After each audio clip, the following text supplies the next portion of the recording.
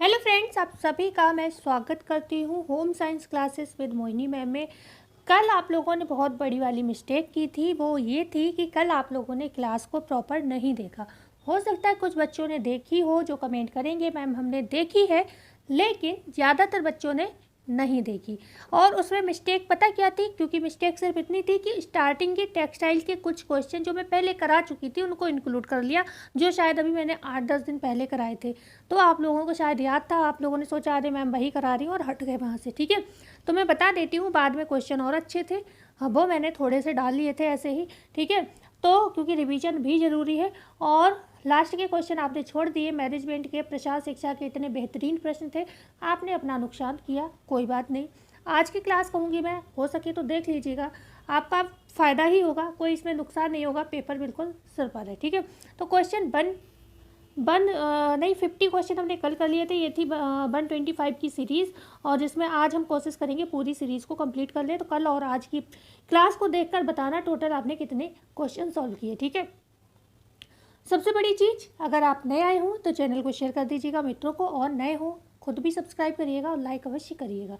Question 51 आपको दिख रहा होगा, पेलेग्रा के लक्षण निम्न में से कौन से हैं? डर्मेटाइटिस है, डायरिया है, डिप्रेशन है, या फिर यहाँ पर उपर्युक्त सभी। तो डर्मेटाइटिस, डायरिया, डिप्रेशन, इन तीनों को ही हम 3D के नाम से जानते हैं, जो किससे होता है?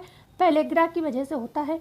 पेलेग्रा में होता है, पेलेग्रा जो है मतलब किस विटामिन की कमी से होता है वो हम सभी जानते हैं, विटामिन B3 की कमी से होता है।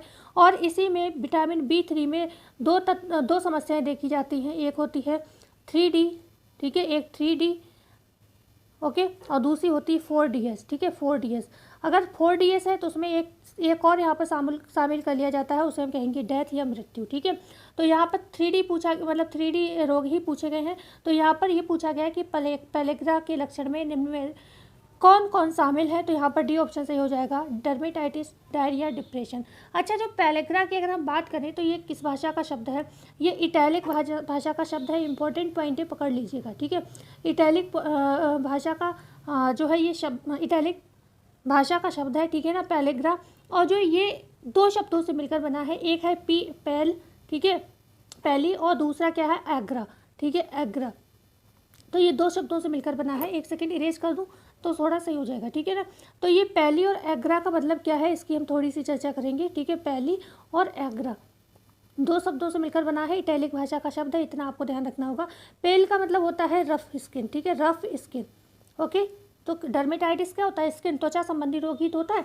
और यहाँ पर एग्रा का मतलब क्या होता है? स्किन होता है। ठीक है, स्किन से होता है, मतलब यहाँ पर स्किन कैसी हो जाती है? रफ हो जाती है। ठीक है ना, त्वचा जो होती है खुरदरी हो जाती है, भद्दी हो जाती है, आप ऐसे समझ सकते हो। इटैलिक भाषा का शब्द है, इतना ध्यान रखिएगा। इसे नियासिन, इसके रासायनिक नाम को नियासिन भी कहते हैं, विटामिन B3 के, या फिर हम कह सकते हैं निकोटिनामाइड भी कहते हैं, नियासिनामाइड भी कहते हैं। ठीक है ना, इसका स्वाद पूछा जाता है, कैसा होता है? स्वाद कैसा होता है? स्वाद में ये कसैलापन लिए हुए होता है, कसैला स्वाद होता है इसका। ठीक है, ओके। और vitamin B3 vitamin B complex group का एक ये विटामिन है, ध्यान रखिएगा। यहाँ पर जो विटामिन B3 होता है, इसमें क्या होता है? अम्ल का, क्षार का, ताप का, वायु का किसी भी विशेष प्रभाव नहीं पड़ता है, ये स्थिर रहता है। ठंडे जल में ये कम घुलनशील होता है, लेकिन गर्म जल में क्या होता है? जो नियासिन है पूर्णतः घुल जाता है। अगर इसके प्रमुख स्रोत पूछे जाए तो आप कहोगे सूखा खमीर। ठीक है ना, सूखा खमीर हो गए। ठीक है,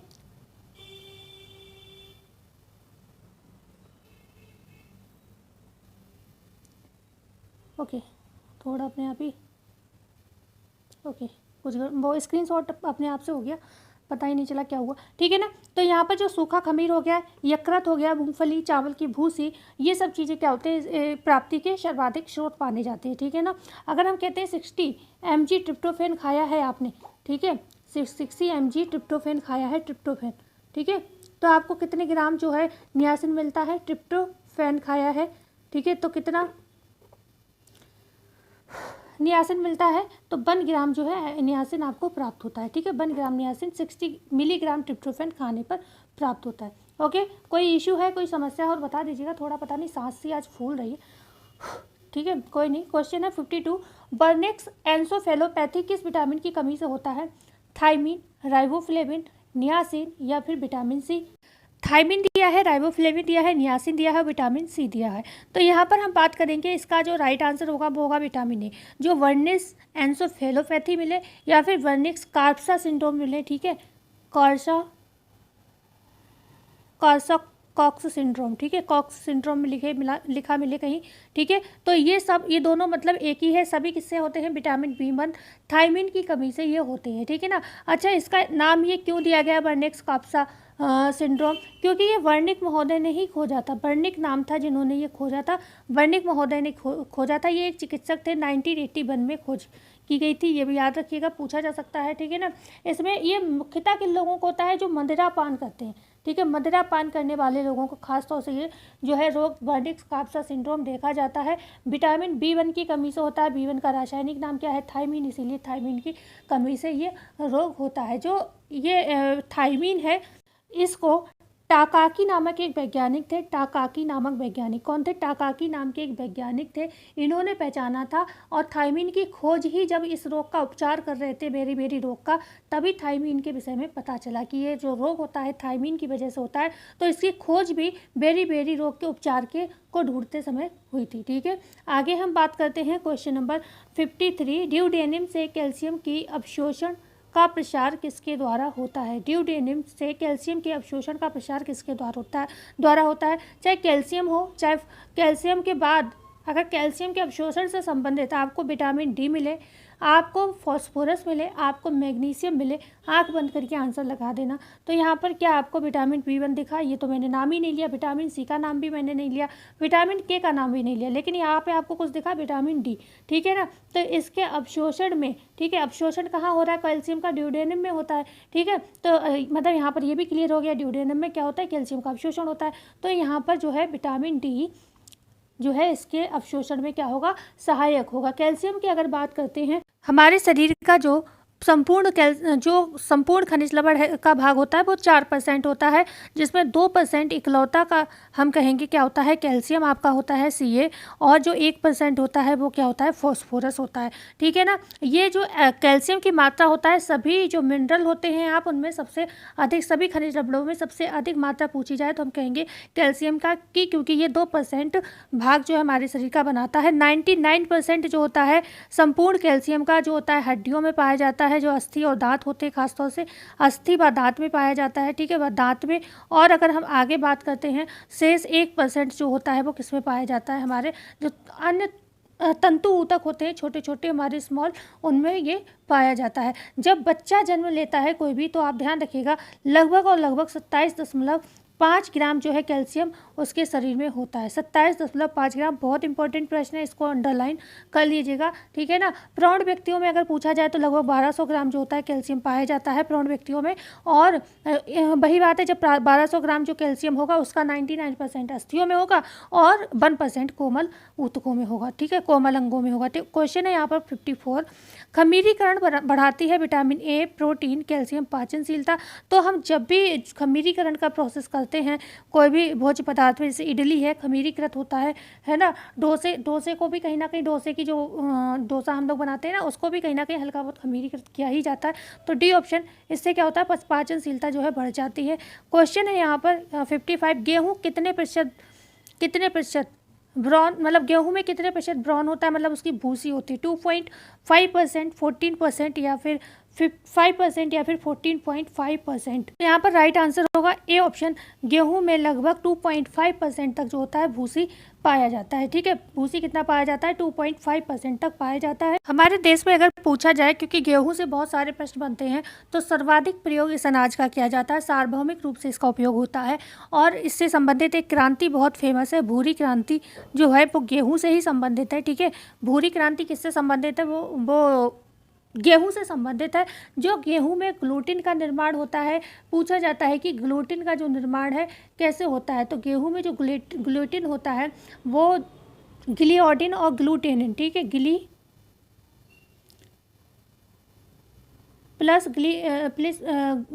प्लस ग्लूटेनिन मिलकर क्या करते हैं, टेनिन, मिलकर क्या करते हैं, आपके ग्लूटिन का निर्माण करते हैं। ठीक है, ग्लूटिन का निर्माण करते हैं। ग्लूटिन की वजह से आटे में क्या होता है, लसलसापन आता है।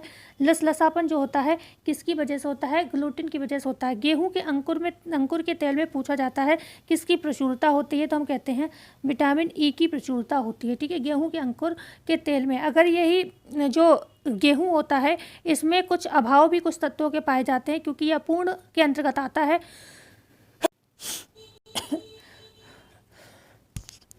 एक सेकेंड।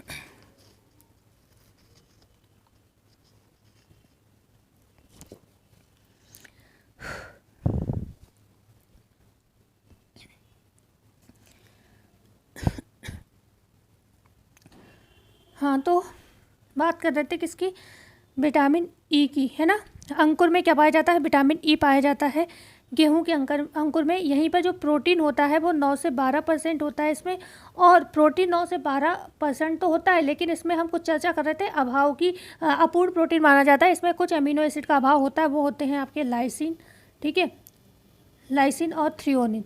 ठीक है, प्लस थ्रियोनिन का क्या होता है, अभाव पाया जाता है, थ्रियोनिन। ठीक है, थ्रोयोनिन का अभाव। देखो मैं उंगली से लिखती हूँ स्क्रीन पे ना, आप सभी को पता होगा, नए बच्चे जुड़ते हैं उनके लिए बोल देती हूँ, तो इस वजह से स्क्रीन बहुत जल्दी क्या होती है, फुलफिल हो जाती है। यहाँ पर आंसर बता दिया था मैंने, 2.5% जो होता है इसमें छिलका पाया जाता है, गेहूँ में ब्राउन पाया जाता है।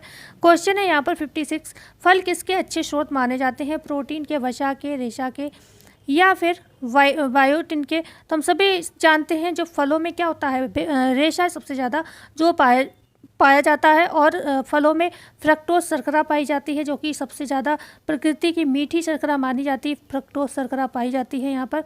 और ये क्या करते हैं, कहीं ना कहीं रक्षात्मक पदार्थ के रूप में कार्य करते हैं, रोगों से लड़ने की क्षमता प्रदान करते हैं जो फल होते हैं, क्योंकि फलों में विटामिन होते हैं जो हमारे लिए काफ़ी लाभदायक होते हैं। क्वेश्चन है यहाँ पर 57, ज्वर के प्रभाव से श्वसन दर डैश बढ़ती है, मतलब ज्वर के प्रभाव से श्वसन दर क्या होती है, बढ़ती है, घटती है, धीरे धीरे बढ़ती है, इनमें से कोई नहीं, तो ये बढ़ती है। ठीक है, ज्वर के प्रभाव से क्या होती है, श्वसन दर जो है क्या है, बढ़ती है। आज थोड़ी सी पता नहीं क्या हो रहा है, बार बार जब बैठी थी तो थोड़ा थकान लग रही थी और कोई दिक्कत नहीं थी। ओके, क्वेश्चन है 58, ग्लूकागॉन किस अंग से स्रावित होता है, लीवर से, किडनी से, आमाशय से, या लीवर, किडनी, अग्नाशय, पित्त की थैली। तो हम सभी जानते हैं ग्लूकागॉन हो गया आपका, इंसुलिन हो गया, ठीक है, सोमैटोस्टेटिन हार्मोन हो गए, ये सभी किससे निकलते हैं, आपके अग्नाशय ग्रंथि से निकलते हैं, क्योंकि ये एक ऐसी ग्रंथि है, मिश्रित ग्रंथि का उदाहरण है। तो यहाँ पर आपका सी ऑप्शन जो है बिल्कुल सही हो जाएगा। ठीक है, लीवर में पित्त रस का जो है पित्त लवण का निर्माण होता है, और पित्ताशय में जाकर क्या होता है, जो पित्त लवण है इकट्ठे हो जाते हैं। ओके, और बढ़ते हैं आगे। क्वेश्चन है यहाँ पर 59, मिलावट निरोधक अधिनियम कब लागू किया गया था, 1955 में, 1956 में, 1957 में, या फिर 1958 में। तो मिलावट निरोधक जो अधिनियम है वो आया था 1955 में। इसकी जगह अब आप जानते हो एक नया अधिनियम काम करने लगा है, वो है कौन सा, फसाई। ठीक है ना, ये भी कर रहा है, ऐसा नहीं है, ये भी काम कर रहा है, जिसको हम कहते हैं, जिसकी स्थापना हुई थी 2006 में। ठीक है ना, तो बढ़ते हैं आगे। क्वेश्चन है 60, माइक्रोजेल्डोल विधि किस रासायनिक यौगिक का पता लगाने के लिए इस्तेमाल की जाती है, रिड्यूसिंग शुगर का, प्रोटीन का, वसा का, या फिर विटामिन सी का। जो यहाँ पर प्रश्न पूछा जा रहा है, माइक्रोजेल्डोल विधि होती है किस रासायनिक यौगिक का पता लगाने के लिए इस्तेमाल की जाती है, तो ये की जाती है प्रोटीन की। ठीक है, प्रोटीन भी ऑप्शन यहाँ पर जो है बिल्कुल सही हो जाएगा। बढ़ते हैं आगे, क्योंकि हमें आज सीरीज़ कंप्लीट करनी है, हो नहीं पाएगी ज़्यादा एक्सप्लेनेशन में, और थोड़ा बीच बीच में तबीयत भी लग रही है, गड़बड़ हो रही है, बोलने में थोड़ी दिक्कत हो रही है। क्वेश्चन है 61, डिब्बाबंदी से संबंधित कानून कब लागू हुआ था, 1950 में, 1960 में, 1970 में, 1980 में। तो ये हुआ था 1970 में, डिब्बाबंदी से संबंधित कानून लागू। क्वेश्चन है 62, तेल को किस पोषक तत्व से फोर्टिफाइड किया जाता है, vitamin A, vitamin D, vitamin B, या डी है ए और बी दोनों। तो विटामिन ए भी मिलाया जा सकता है, विटामिन डी भी मिलाया जा सकता है, तो तेल में ये दोनों ही किए जा सकते हैं। तो यहाँ पे डी ऑप्शन जो है बिल्कुल सही होगा। ठीक है, फोर्टिफाइड का मतलब होता है किसी भी पोषक तत्व में और पोषक तत्व जो कम लग रहे हैं उनको मिला देना। ठीक है, शुद्ध, तो यहाँ पर शुद्ध मतलब जो होता है कमी पूर्ण, जैसे विटामिन ए को मिला दिया तो रतौंधी से बच जाओगे, है ना, विटामिन डी को मिला दिया तो कैल्शियम वगैरह की जो अवशोषण क्षमता जो कमी होती वो सब सही हो जाएगी। क्वेश्चन है 63, अघुलनशील और जटिल को घुलनशील और सरल आहार में रूपांतरण कहलाता है। अवशोषण, पाचन, आधारीय चयापचय या फिर आहारिका। जो यहाँ पर प्रश्न क्या है, अघुलनशील और जटिल को घुलनशील और सरल आहार में जो रूपांतरण होता है वो वैसे तो खैर सही बात कहें तो इसका आंसर होना चाहिए पाचन, लेकिन पता नहीं क्यों हर जगह आधारीय चयापचय माना जाता है इसका आंसर, क्योंकि अघुलनशील और जटिल को घुलनशील और सरल आहार में रूपांतरण ही तो पाचन कहलाता है। आधारीय चयापचय तो अलग चीज़ हो गई, लेकिन हर जगह इसका आंसर सी माना गया है, ठीक है ना। तो इसलिए हम PYQ में माना गया, इस वजह से हम इसको कर रहे हैं। ओके, क्वेश्चन है 64, पीली मक्का में पाया जाता है क्रिप्टोजैंथिनस, लाइकोपीन, एंथोसाइनिन या फिर एंथोजेंथिस। तो यहाँ पर पाया जाता है क्रिप्टोजैंथिनस। ए ऑप्शन आपका बिल्कुल जो है, पीली मक्का में क्या पाया जाता है, क्रिप्टोजैंथिनस पाया जाता है। लाइकोपीन आप सभी जानते हो, टमाटर सबसे बेस्ट उदाहरण माना जाता है लाल रंग में। एंथोसाइनिन में आपके बैंगन आ गया, मतलब जो भी आपकी बैंगनी कलर की जो सब्जियां होती, बैंगनी हाँ पर्पल कलर की जो सब्जियां होती हैं खासतौर से उनमें पाया जाता है, ठीक है ना। फ्लावेंस लहसुन में पाया जाता है। क्वेश्चन है 65, लेसिथिन रसायन का दूसरा नाम क्या है। इथेनॉलमाइन, फॉस्फेटिडिल कोलाइन, इनोसिटोल या फिर इनमें से कोई नहीं। लेसिथिन रसायन का दूसरा नाम आपको बताना है, तो होगा बी ऑप्शन, फॉस्फेटिडिल कोलाइन, ठीक है। फॉस्फेटिडिल कोलाइन क्या होता है, लेसिथिन रसायन जो होता है, लेसिथिन इसका क्या है, दूसरा नाम है, ठीक है। बी ऑप्शन जो है इनोसिटोल, विटामिन B7 को कहते हैं, ठीक है, B7, और जिसको हम जी विटामिन के नाम से भी जानते हैं, H विटामिन के नाम से भी हम इसको जानते हैं, सॉरी H होगा यहाँ पर, ठीक है। B7 को विटामिन, लेकिन ये इनोसिटोल दिया है, इसको तो बायोटीन कहते हैं ना, बायोटीन, ओके। इसका रासायनिक नाम बायोटीन होता है, B7 का गलत मिस्टेक हो गई, ये तो विटामिन B का ही रासायनिक नाम है, ठीक है।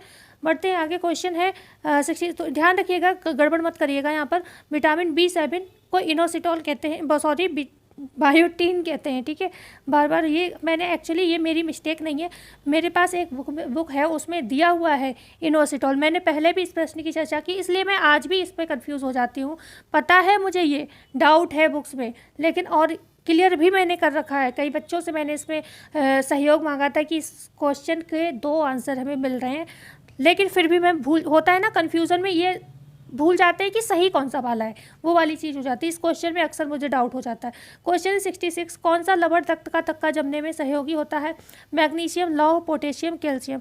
तो चाहे आपके प्लेटलेट्स मिले, चाहे फाइब्रिनोजन मिले, चाहे कैल्शियम मिले, चाहे विटामिन K मिले, तो ये ध्यान रखिएगा, ये सभी क्या होते हैं, रक्त में थक्का जमाने के लिए क्या होते हैं, सहयोगी माने जाते हैं, ठीक है। तो डी ऑप्शन यहाँ पर सही हो जाएगा। क्वेश्चन है 67, 1 ग्राम हीमोग्लोबिन में कितना लौह निहित होता है। 4.8%, 3.8%, 3.34% या फिर 4.4%। 1 ग्राम हीमोग्लोबिन में कितना लौह जो है निहित होता है। तो यहाँ पर आपका सी ऑप्शन सही होगा, 3.34% जो होता है 1 ग्राम हीमोग्लोबिन में लौह जो होता है वो मतलब होता है, ठीक है। हीमोग्लोबिन के निर्माण की जब भी बात हो, निर्माण कैसे होता है, ठीक है, निर्माण की जब भी हम बात करेंगे तो हम कहेंगे इसमें हीम, ठीक है, हीम प्लस क्या होगा, ग्लोबिन होगा, प्लस ग्लोबिन होगा, ठीक है। ग्लोबिन प्रोटीन होती है, globin, okay. Heme plus globin, जिससे इससे मिलकर क्या बनता है, हीमोग्लोबिन बनता है। कुल उपस्थिति अगर पूछी जाए शरीर में, मान लो कोई व्यक्ति है लगभग 60-70 kg का है, तो उसके शरीर में 25%, सॉरी 4 से 5 ग्राम जो होता है, 4 से 5 ग्राम जो है क्या होता है, 4 से 5 ग्राम क्या होता है, लौह लवण उपस्थित होता है, ठीक है। 4 से 5 ग्राम, एक प्रौढ़ व्यक्ति लगभग 60 से 70 kg का आप मान सकते हो, जिसमें अगर हम बात करें उसके जो पूरा रक्त है उसमें 70% जो है रक्त में टोटल जो होता है ना ब्लड किसी की बॉडी में, उसका टोटल में 70% केवल और केवल किस में होता है, उसके रक्त में पाया जाता है, ठीक है। जो रक्त होता है उसमें पाया जाता है, ठीक है। 70% टोटल ब्लड का 70% रक्त में, खून में होता है, आप जानते हो निर्माण ही होता है मतलब लौह से, हीमोग्लोबिन का, ठीक है ना। और 25% किस में होता है, यकृत में होता है, ठीक है। 70 और 25 ये हो गया। और 4% शेष बचा जो मांसपेशी वगैरह जो भी हमारे और अंग होते हैं ना उनमें पाया जाता है। अच्छा, जो हमने भी कहा 25% ये यकृत में ही नहीं पाया जाता, अस्थि मज्जा है, गुर्दे हैं, सभी अंगों में मिलकर ये 25% जो है निर्माण करता है। तो ये जो छोटे छोटे अमाउंट हैं ये ज़रूर याद रखिएगा। निकृष्ट साधन पूछा जाता है जो है आयरन का, या आपसे पूछा जाता है विटामिन सी का, तो हम कहेंगे दूध है, दही है, ये कहीं ना कहीं आपके आयरन के काफ़ी निकृष्ट स्रोत जो है माने जाते हैं। बकाया एक मांस है, मछली है, अंडा है, यकृत है, ये सभी अच्छे स्रोत जो है माने जाते हैं। ठीक है, और इसकी कमी से क्या होती है, रक्ताल्पता हो जाती है। ओके, कई तरीके की एनीमिया भी देखने को मिलती है। हाइपोक्रोमिक एनीमिया होती है, ऑर्थोक्रोमिक एनीमिया होती है, जिसकी चर्चा हम जल्द ही करेंगे किसी क्लास में। ठीक है, क्वेश्चन है यहाँ पर 68, शरीर की आंतरिक कोशीय तरल में धनायन कौन सा होता है? जो शरीर की आंतरिक कोशीय तरल होता है उसमें मुख्य धनायन पूछा जा रहा है। मुख्य होगा यहाँ पर, मुख्य धनायन कौन सा होता है, क्योंकि होते तो सभी हैं। पोटेशियम होता है, सोडियम होता है, मैग्नीशियम होता है, या फिर जिंक होता है। तो ये आपका होता है पोटेशियम। ए ऑप्शन जो है बिल्कुल सही होगा। क्वेश्चन है यहाँ पर, अच्छा पोटेशियम की थोड़ी सी चर्चा कर लेते हैं। पोटेशियम की कमी से दो रोग मुख्य देखे जाते हैं, एक होता है कमी से, ठीक है, और एक होते हैं अधिकता से। ठीक है, अधिकता से तो वही बात हो कि कमी से अगर पूछा जाएगा तो आपके हाइपोकैलीमिया आप कहोगे, हाइपोकैलीमिया हो जाएगा, कैलीमिया। ठीक है, और यहीं पर अधिकता से पूछा जाए, आज सभी चीज़ें जो है मेरा कुछ ऐसा लगता है ना, कभी कभी कहते हैं ना परीक्षा लेना, वो वाली चीज़ हो रही है। कभी स्क्रीन गड़बड़ कर रही है, कभी शरीर गड़बड़ कर रहा है, पता नहीं क्या हो गया है। ठीक है ना, और जो अधिकता होती है, अधिकता को हाइपर कैलीमिया के नाम से जानते हैं, hyper kalaemia. Okay, hyper kalaemia. आज मैं ये भी नहीं बोल पा रही हूँ भाई, वीडियो को जरूर शेयर एंड सब्सक्राइब कर दीजिएगा, क्योंकि कंडीशन ऐसा लग रहा है कि पता नहीं ज़बरदस्ती मुझे कोई यहाँ पर बुलवा रहा है। ठीक है, ऐसा फील आ रहा है, मैं बोल ही नहीं पा रही हूँ, ऐसा लग रहा है मुझे कि मैं ज़बरदस्ती बोल रही हूँ आज की क्लास में। ठीक है ना, तो यहाँ पर अगर हम बात करते हैं पोटेशियम की, तो हमारे जो रक्त में होता है, ठीक है, पोटेशियम की मात्रा तो 200 तक होती है। ठीक है, 200 mg तक होती है पर 100 ml ब्लड। ठीक है, कितनी mg में होगा ये अमाउंट, ये ध्यान रखिएगा। ठीक है ना, पूरे रक्त में हमारे। ठीक है, आरबीसी में 440 तक होता है पोटेशियम। और बकाया दाल है, तेल है, दूध, दही, पनीर, अंडा, मांस, मछली, आपको इस हर जगह मतलब पोटेशियम मिल सकता है अगर आप सही अमाउंट में इनका प्रयोग करते हो। हमारे शरीर में अगर कोई वयस्क व्यक्ति है उसमें कम से कम 250 ग्राम जो है, 250 ग्राम, ठीक है, मिलीग्राम नहीं ग्राम, जो है पोटेशियम उपस्थित रहता है। ठीक है ना, जो कुल पोटेशियम का 90% कहाँ होता है अगर पूछा जाए तो वो हमारे ऊतकों में होता है, हमारे लाल रक्त कणिकाएं जो आरबीसी वगैरह हैं उनमें पाया जाता है। और 10% जो बाह्य कोशिकीय पदार्थ होते हैं उनमें ये पाया जाता है। और हृदय की धड़कन को नियंत्रित करने का काम पोटेशियम करता है, ये भी आपको ध्यान रखना होगा। बढ़ते हैं आगे, क्वेश्चन है आपका 69, बॉम्ब कैलोरीमेट्री का आविष्कार किसने किया था? अटवाटर ने, लेवॉइजर ने, बॉयट ने, या इनमें से कोई नहीं? तो ये किया था, बॉम्ब कैलोरीमेट्री का आविष्कार अटवाटर ने किया था। क्वेश्चन है यहाँ पर 70, कार्बोहाइड्रेट का अवशोषण शरीर के किस भाग में होता है? कार्बोहाइड्रेट का अवशोषण पूछा जा रहा है, क्या पेट में होता है, जैजुनम में होता है, छोटी आंत में होता है, या फिर बड़ी आंत में होता है? लगभग आप जानते हो जितने भी न्यूट्रिशन है उनका जो अवशोषण होता है छोटी आंत में होता है, बड़ी आंत में तो खासतौर से पानी का ही अवशोषण होता है। तो यहाँ पर मल का विसर्जन होता है बड़ी आंत के माध्यम से, और जो होता है पानी का अवशोषण होता है। तो सी ऑप्शन यहाँ से होगा। क्वेश्चन है 71, गर्भावस्था की तीसरी तिमाही, थर्ड ट्राइमेस्टर में BMR कितना प्रतिशत बढ़ जाता है? 10%, 12%, 5% या 7%? तो ये लगभग 12% जो है थर्ड ट्राइमेस्टर में बढ़ जाता है। क्या? BMR, ध्यान रखिएगा। ठीक है, BMR basal metabolic rate. Okay, question है यहाँ पर 72, मस्तिष्क के श्वेत पदार्थ वाइट मैटर में कितना प्रतिशत कोलेस्ट्रॉल होता है? 6% होता है, 7% होता है, 14% होता है, या फिर 12% होता है? मस्तिष्क के श्वेत पदार्थ में आपको बताना है कोलेस्ट्रॉल का अमाउंट, तो ये होता है 14%। ठीक है, सी ऑप्शन से होगा। 14% तक जो होता है मस्तिष्क के श्वेत पदार्थ में क्या होता है, कोलेस्ट्रॉल की मात्रा जो है पाई जाती है। ओके, अच्छा, जो यहाँ पर 3 तत्व हैं, BLDL, ठीक है, LDL और HDL, ये सबको रटा हुआ। LDL क्या है? बैड कोलेस्ट्रॉल है। HDL है गुड कोलेस्ट्रॉल है, इसको हम संचारी कोलेस्ट्रॉल के नाम से भी जानते हैं। ठीक है ना, और ये जमने वाला होता है जो LDL, है ना। लेकिन ये BLDL क्या है, इसका काम क्या है, ये कोई हमें कमेंट करके बताएगा। थोड़ा प्रोसीजर लंबा हो सकता है लिखने का, लेकिन शॉर्ट में लिख दोगे मैं समझ जाऊंगी, आपको पता है। क्वेश्चन है यहाँ पर 73, प्रोटीन की खोज किसने की थी, मतलब BLDL क्यों आवश्यक है। ठीक है, प्रोटीन की खोज किसने की, बर्जीलियस ने, डुबाइस ने, मुल्डर ने, अबॉट ने। तो खोज तो मुल्डर ने की थी 1838 में, ठीक है ना। और यहाँ पर बर्जीलियस ने क्या किया था, नामकरण किया था। ओके, नामकरण किया था 1840 में, ठीक है, 1840 में नामकरण किया था। ओके, क्वेश्चन है यहाँ पर 74। यहाँ पर कुछ न्यूट्रिशन का साइंस के 25 क्वेश्चन है, क्योंकि हमने लगभग एवरेज रखा था 25, तो आप ये मत समझिएगा सारे न्यूट्रिशन साइंस से कंप्लीट होने वाले हैं। बॉर्निक्स काप्सा कफ सिंड्रोम किस विटामिन की कमी के कारण होता है, ठीक है ना। तो ये वही वाला प्रश्न है जो अभी मैंने कुछ देर पहले सॉल्व किया था। राइबोफ्लेविन, वहाँ पर नाम अलग था, यहाँ पर नाम अलग है, बस ये ध्यान रखना है कि एक नाम को भी घुमा फिराकर पूछा जाता है। राइबोफ्लेविन, नियासिन, पायरिडॉक्सिन, या इनमें से कोई नहीं। तो यहाँ पर जो राइट आंसर होगा वो होगा आपका नियासिन, ठीक है ना। अच्छा, नियासिन नहीं होगा, विटामिन B1 होगा ना, थायमीन। ओके, थायमीन तो है ही नहीं ऑप्शन में, तो इनमें से कोई नहीं, डी ऑप्शन सही होगा, ठीक है ना, डी ऑप्शन सही होगा। ओके, बकाया राइबोफ्लेविन B2 की कमी से, B2 का रासायनिक नाम है, ठीक है। नियासिन B3 का रासायनिक नाम है। ओके, और पायरिडॉक्सिन की हमने चर्चा अभी की ही थी, B6, ठीक है, B6 का रासायनिक नाम है। और B1 का थायमीन है, लेकिन थायमीन ही इसका आंसर होता है, जो कि ऑप्शन में ही नहीं, इसलिए हम डी ऑप्शन लगाएंगे, ठीक है, इनमें से कोई नहीं। क्वेश्चन है, देखिए क्वेश्चन है यहाँ पर 75, एंगुलर स्टोमेटाइटिस किस पोषक तत्व की कमी से होता है।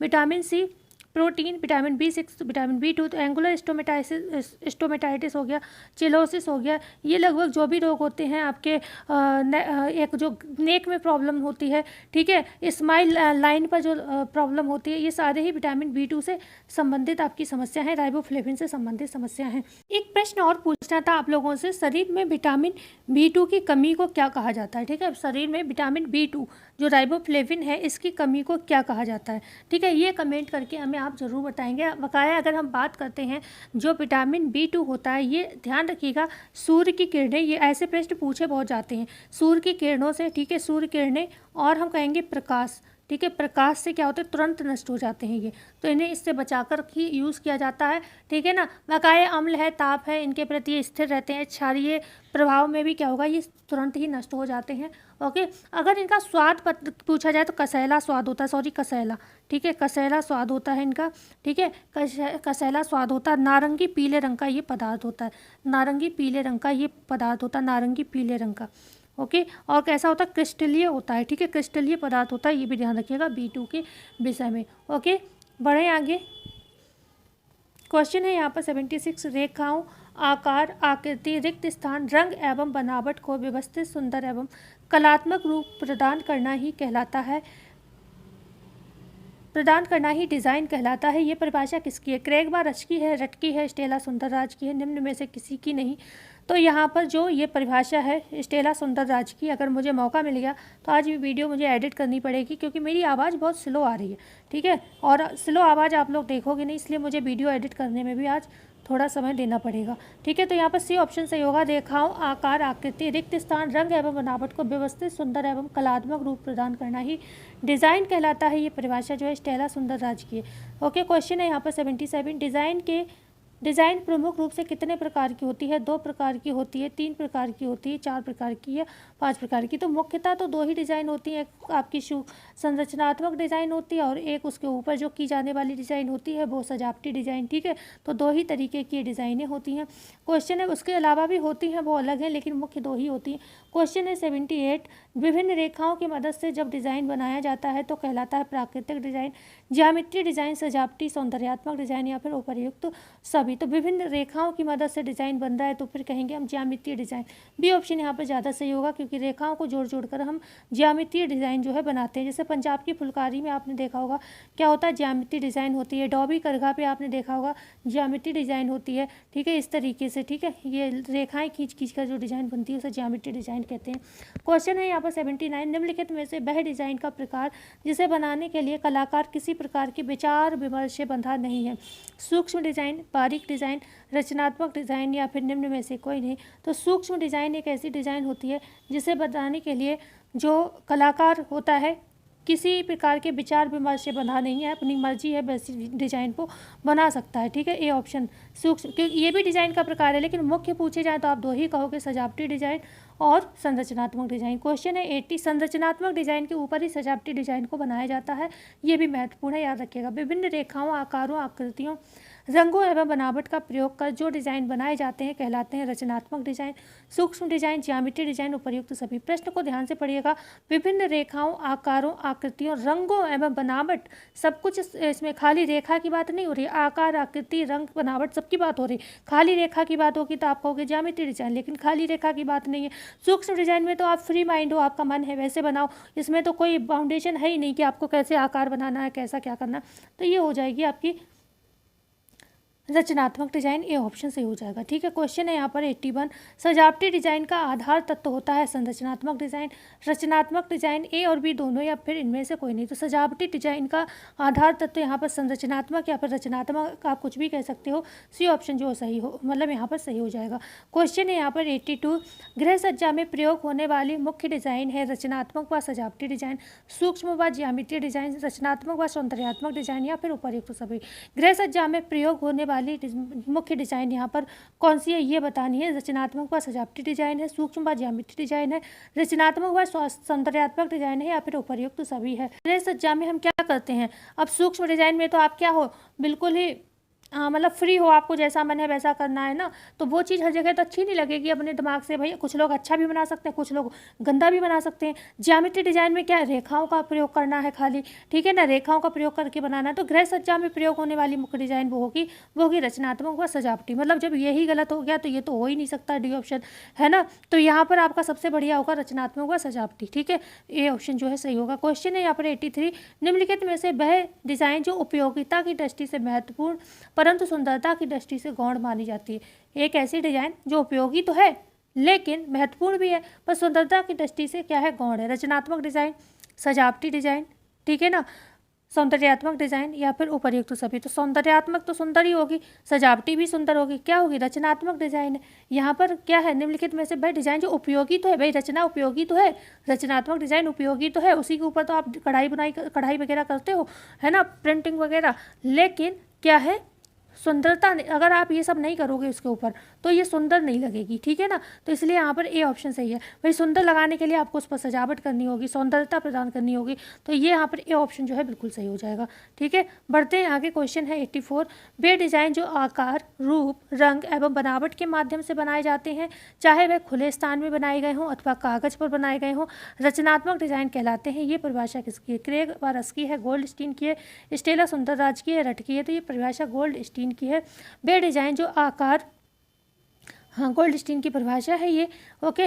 वे डिज़ाइन जो आकार, रूप, रंग, बनावट के माध्यम से बनाए जाते हैं, चाहे वह खुले स्थान में बनाए गए हों अथवा कागज़ पर बनाए गए हों, रचनात्मक डिज़ाइन कहलाती है। ये गोल्ड स्टीन महोदय ने कहा है। क्वेश्चन है, मैंने कहा सभी ब्रांचेस के प्रश्न हैं, कल हमने टेक्सटाइल के सॉल्व कर लिए थे और शायद चाइल्ड डेवलपमेंट के किए थे, याद नहीं है मुझे किसके किए थे कल, लेकिन आज हमने अभी न्यूट्रिशन साइंस के किए और अब हम कर रहे हैं मैनेजमेंट के प्रश्न, और कल हमने प्रसार शिक्षा के भी प्रश्न किए थे शायद। ठीक है,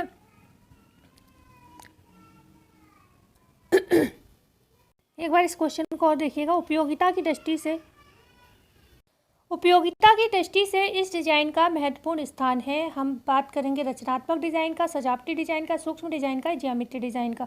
तो उपयोगिता की दृष्टि से जो महत्वपूर्ण स्थान होता है वो यहाँ पर होगा ए ऑप्शन। रचना बहुत जरूरी है, भाई रचना ही नहीं होगा तो आप किस पर सजावट करोगे। ठीक है, तो रचनात्मक डिज़ाइन जो है वो बहुत उपयोगी है। ठीक है, क्वेश्चन है 86, रचनात्मक डिज़ाइन बनाने के कितने आधार तत्व हैं, 2 हैं, 3 हैं, 4 हैं या फिर 5 हैं। ठीक है, तो 2, 3, 4, 5 में सी ऑप्शन सही होगा। 4 जो है आधार तत्व हैं इसके, कौन कौन से होते हैं। एक तो डिज़ाइन कैसी होती है, सादा व सरल होनी चाहिए, सादा एवं कैसी होनी चाहिए, सरल होनी चाहिए। साथ ही साथ हम बात करते हैं सुंदर व उद्देश्यपूर्ण होनी चाहिए।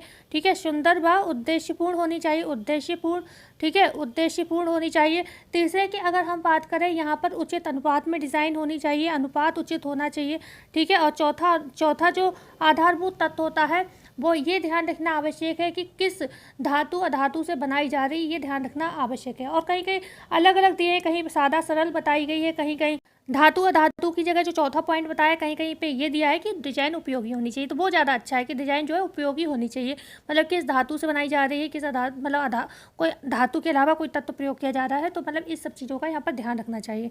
ठीक है, क्वेश्चन है यहाँ पर 87, रचनात्मक डिजाइन की विशेषता है डिजाइन सादा व सरल होनी चाहिए, उद्देश्यपूर्ण रचना में उचित अनुपात में होनी चाहिए, उपयोगी व सुंदर होनी चाहिए, उपयुक्त सभी। ठीक है ना, तो यहाँ पर उपयोगी भी होनी चाहिए, सुंदर भी होनी चाहिए, अभी हमने बताया था उद्देश्यपूर्ण भी होनी चाहिए और सरल भी होनी चाहिए। डी ऑप्शन सही हो जाएगा। क्वेश्चन है 88, डैश डिजाइन में सुंदरता, कलात्मकता एवं आकर्षण पर बहुत बल दिया जाता है, सूक्ष्म डिजाइन, सजावटी डिजाइन, रचनात्मक डिजाइन या उपयुक्त सभी। क्या प्रश्न में क्या है, डैश डिजाइन में सुंदरता, कलात्मकता एवं आकर्षण पर बहुत बल दिया जाएगा, तो वो ये तो चीज़ किसमें होगी, आपकी सजावटी डिजाइन में होगी, है ना। सुंदरता, कलात्मकता पर विशेष जोर दिया जाएगा। क्वेश्चन है 89, आवश्यकता से अधिक सजावट अपव्यय है, धन का, समय का, ऊर्जा का, उपयुक्त सभी का, तो सभी चीज़ें ज़्यादा लगेंगी। आवश्यकता से अधिक सजावट करोगे, धन भी लगेगा, उसमें सामान लाओगे, समय भी लगेगा, ऊर्जा भी लगेगी। ठीक है ना। क्वेश्चन है यहाँ पर 90, सजावट करते समय निम्नलिखित में से वह तत्व जिसका प्रयोग करने से बचना चाहिए। सजावट पृष्ठभूमि के अनुसार तथा एक सीमा में होनी चाहिए, भाई ये तो अच्छी बात है। सजावट में पुनरावृत्ति करना अत्यंत आवश्यक है। डिजाइन में परिवर्तन, फेरबदल करते रहना चाहिए, ये भी अच्छी बात है। सजावट वस्तु, स्थान तथा पदार्थ के अनुसार करनी चाहिए, बिल्कुल अभी हमने इसकी बात की थी, पदार्थ के, धातु अधातु के आधार पर करनी चाहिए। बी ऑप्शन जो है यहाँ पर सबसे बेकार होगा, बेकार मतलब इस क्वेश्चन का आंसर होगा, क्योंकि बचना किससे है, हमें पुनरावृत्ति, रोज रोज वही सजावट करे जा रहे हो, तो इससे पुनरावृत्ति से बचना चाहिए। ठीक है। क्वेश्चन है 96, या हर जगह एक ही काम किए जा रहे हो। क्वेश्चन है 96, प्रकाश का मुख्य स्रोत क्या है। चंद्रमा है, तारे है, सूरज है, कृत्रिम लाइट व्यवस्था है, तो सूरज जो है मुख्य स्रोत है प्रकाश व्यवस्था का। ठीक है, बी ऑप्शन सही होगा। क्वेश्चन है 97, बिजली के बल्ब का आविष्कार किसके द्वारा किया गया था। एडिशन द्वारा, वाटसन द्वारा, बॉट द्वारा, बॉल्बी द्वारा, तो ये एडिशन द्वारा जो था बिजली के बल्ब या बिजली का लट्टू भी इसको कहते हैं, इसका आविष्कार किया गया था। ये पीला ताप देता था। ठीक है, ध्यान रखिएगा। क्वेश्चन है 91, रचनात्मक डिजाइन में वस्तु की उपयोगिता पर बहुत अधिक बल दिया जाता है। डिजाइन सादा, सरल एवं कम आकर्षक होती है, सादगी के साथ ही मौलिक एवं वास्तविक होती है, उपर्युक्त सभी। तो यहाँ पर रचनात्मक डिजाइन में क्या होता है, सरल एवं रचनात्मक डिजाइन की अच्छा बात हो रही है, हाँ तो सभी सही होंगे यहाँ पर रचनात्मक डिजाइन, क्योंकि यहाँ पर वस्तु की उपयोगिता पर अधिक बल दिया जाता है। डिजाइन सादा, सरल होती है एवं कम आकर्षक होती है, क्योंकि रचनात्मक है ना, ये सजावटी नहीं है, इसलिए आकर्षक कम होती है। भाई सादा कपड़ा आप ले लो, उसमें कोई आकर्षण विशेष नहीं होता, सादा होता है बिल्कुल। ठीक है ना, वहीं पर सजावट कर दो तो वो अच्छा लगेगा, आकर्षक लगेगा। सादगी के साथ मौलिक एवं वास्तविक होता है, ये बात बिल्कुल सही, डी ऑप्शन से हो जाएगा। क्वेश्चन है यहाँ पर 92, आगरा में गृह विज्ञान संस्थान की स्थापना कब हुई थी। 1951 में, 1961 में, 1968 में, 1964 में। तो आगरा में जो था, आगरा में गृह विज्ञान संस्थान की स्थापना हुई थी 1964 में। हमारा यहाँ पर डी ऑप्शन बिल्कुल सही हो जाएगा। ठीक है, 1968 दिया है इसमें आंसर। ठीक है, एक बार इसको देख लीजिएगा, 1968 मान लेते हैं, हो सकता है मैं ही भूल गई हूँ। ओके, तो यहाँ पर आपका सही ऑप्शन सही होगा 1968, क्योंकि गलत थोड़ी ना होगा, मैंने क्वेश्चन बुक से बनाए। ठीक है, तो मेरा दिमाग से ही उड़ गया। ठीक है, क्वेश्चन 93, गुजरात में महिला शिक्षा ट्रस्ट निधि की स्थापना कब की गई थी। 1941, 1942, 1943 या फिर 1945 में। बात किसकी हो रही है, गुजरात की बात हो रही है, जिसमें महिला शिक्षा ट्रस्ट की स्थापना यहाँ पर पूछी जा रही है, कब की गई थी। तो ये हुई थी 1945, और अगर डेट भी पूछी जाए तो 17 दिसंबर, वैसे नहीं पूछेगा इतना डीप।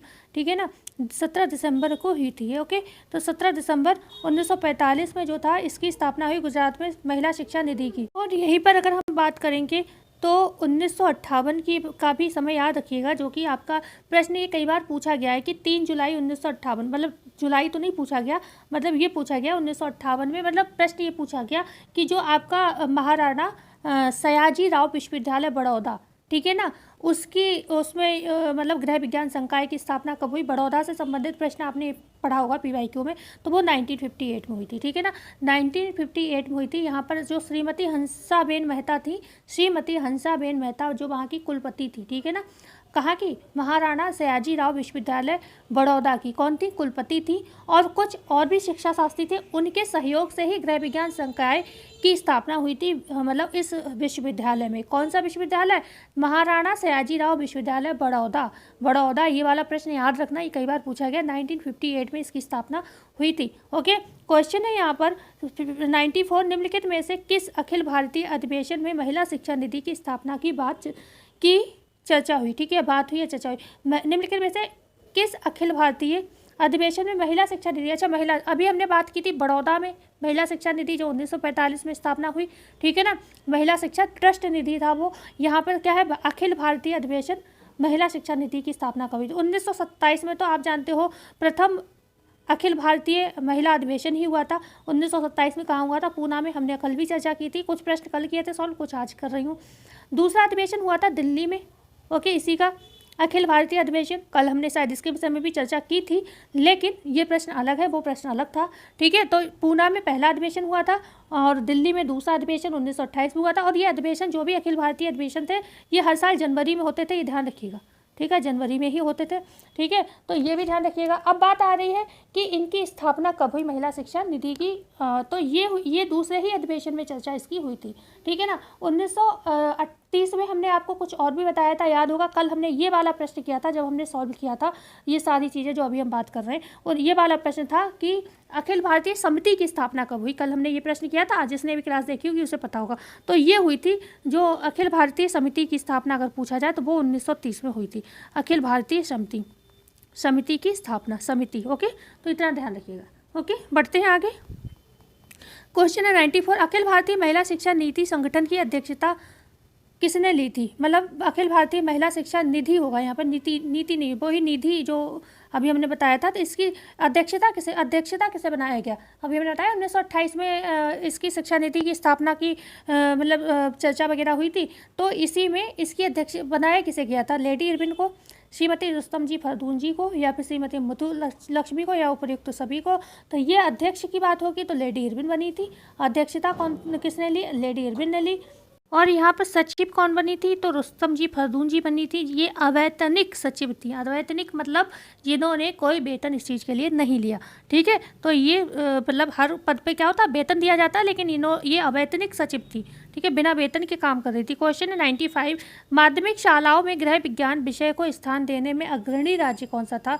उत्तर प्रदेश, पंजाब, गुजरात, महाराष्ट्र। याद रखिएगा, मोस्ट इंपॉर्टेंट प्रश्न है, इसमें डबल स्टार तो बनता है, क्योंकि ये जो प्रश्न है ना आपसे पूछा जा सकता है कि माध्यमिक शालाओं में गृह विज्ञान विषय को प्रथम स्थान, मतलब अग्रणी राज्य कौन सा था? तो वो पंजाब था। सबसे ज़्यादा बढ़ चढ़कर इसने कई जगह, मतलब जब स्टार्ट किया सबसे पहले, शायद मैंने प्रश्न भी डाल रखे हूँ, चलो प्रश्न नहीं डाला है तो बता देती हूँ। 1928 में इन्होंने क्या किया? गृह विज्ञान शिक्षा का प्रारंभ किया 1928 में।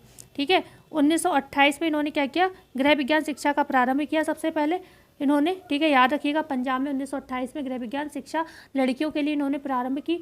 फिर उसके बाद माध्यमिक शालाओं में भी इन्होंने गृह विज्ञान शिक्षा प्रारंभ की। उसके बाद इन्होंने 1951 में क्या किया? उच्चतर महाविद्यालय में शिक्षा प्रारंभ कर दी।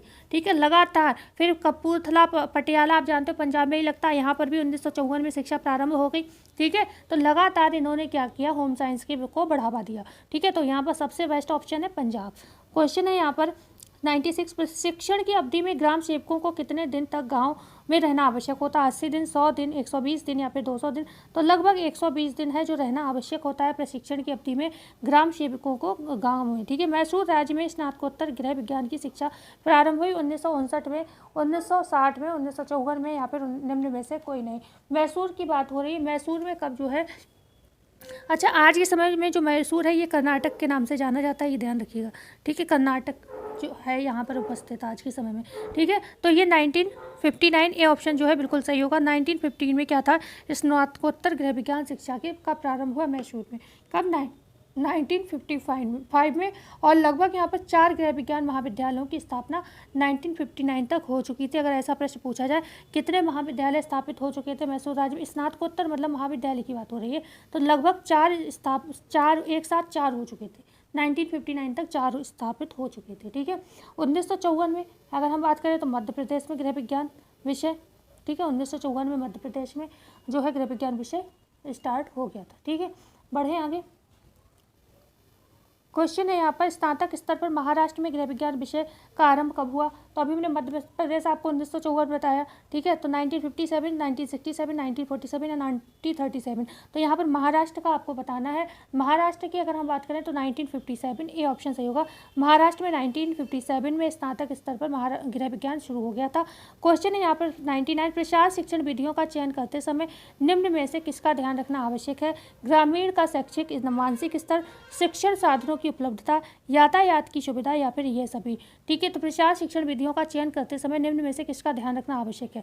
तो प्रसार शिक्षण विधियों का जब भी चयन किया जाए तो ग्रामीणों का शैक्षिक मानसिक स्तर, शिक्षण साधनों की उपलब्धता, यातायात की सुविधा और ये सभी का ध्यान रखना आवश्यक है। डी ऑप्शन ऐसे ही होगा। 99 का बढ़ते 100 पर। क्वेश्चन है यहाँ पर 100, निम्न में से कौन सा प्रसार शिक्षण पद्धति का उदाहरण नहीं है? फॉर्म तथा घर पर भेंट करना, अपने कार्यालय में भेंट करना, गुप्त स्थान पर मिलना, इनमें से कोई नहीं। तो भाई सभी पद्धति है, लेकिन गुप्त स्थान पर मिलना ये प्रसार शिक्षा का कोई रूल नहीं है। सही ऑप्शन यहाँ पर सही होगा।